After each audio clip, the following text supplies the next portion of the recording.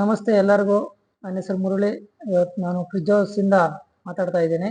ಇವತ್ತು ಬಂದು ನಾವು ಕಂಪ್ರೆಸರ್ಗಳ ಬಗ್ಗೆ ಕೋಪ್ಲ್ಯಾಂಡ್ ಪ್ರಾಡಕ್ಟ್ ಬಗ್ಗೆ ಮಾತಾಡ್ತಾ ಇದ್ದೀವಿ. ನಮ್ಮ ಕೋಪ್ಲ್ಯಾಂಡ್ ಅಲ್ಲಿ ಏನಂದ್ರೆ, ಈಗ ಕಂಪ್ರೆಸರ್ಗಳು ತುಂಬಾ ವರ್ಷಗಳಿಂದ 35 to 45 ಇಯರ್ಸ್ ಇಂದ ಕಂಪ್ರೆಸರ್ಗಳನ್ನ ಯೂಸ್ ಮಾಡ್ತಾ ಇದ್ದೀವಿ. ಇದರಲ್ಲಿ ನಮ್ಮಲ್ಲಿ ಕಂಪ್ರೆಸರ್ ಬಂದು ಫೇಲ್ಯೂರ್ ಕಡಿಮೆ. ಏನಕ್ಕೆ ಅಂದ್ರೆ, ಪ್ರಾಡಕ್ಟ್ ಅಲ್ಲಿ ಬಂದು ನಮ್ದು ಫುಲ್ ವೈಂಡಿಂಗ್ ಮೋಟರಿಂಗ್ ಇರುತ್ತೆ. ಮತ್ತೆ ಯಾವುದೇ ಸೀಸನ್ ಅಲ್ಲೂ ನಮ್ಮ ಕಂಪ್ರೆಸರ್ ವರ್ಕ್ ಆಗುತ್ತೆ.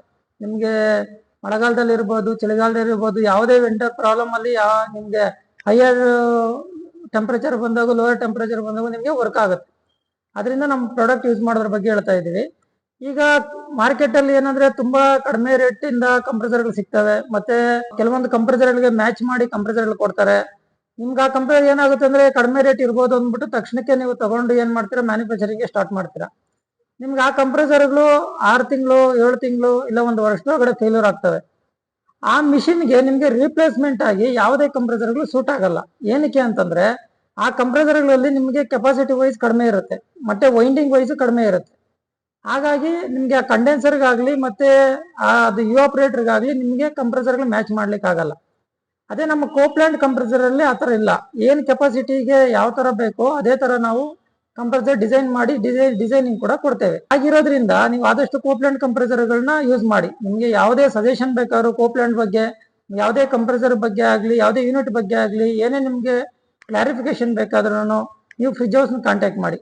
ಮತ್ತೆ ಕೋಲ್ಡ್ ರೂಮ್ ಯೂನಿಟ್ ಅಲ್ಲೂ ಅಷ್ಟೇನೆ. ಕೋಲ್ಡ್ ರೂಮ್ ಯೂನಿಟ್ ಅಲ್ಲಿ ಈಗ ಇರೋ ಪ್ರಕಾರ ತುಂಬಾ ಮೇಕ್ ಬರ್ತಾ ಇದೆ. ಅದರಲ್ಲಿ ನಿಮ್ಗೆ ಕಂಡೆನ್ಸರ್ ಕಾಯಿಲ್ ಏನ್ ಮಾಡ್ತಾ ಇದಾರೆ, ತುಂಬಾ ಚಿಕ್ಕ ಕಂಡೆನ್ಸರ್ ಕಾಯಿಲ್ ಹಾಕಿ ಯೂನಿಟ್ಗಳನ್ನ ಮ್ಯಾನುಫ್ಯಾಕ್ಚರಿಂಗ್ ಮಾಡ್ತಾ ಇದಾರೆ.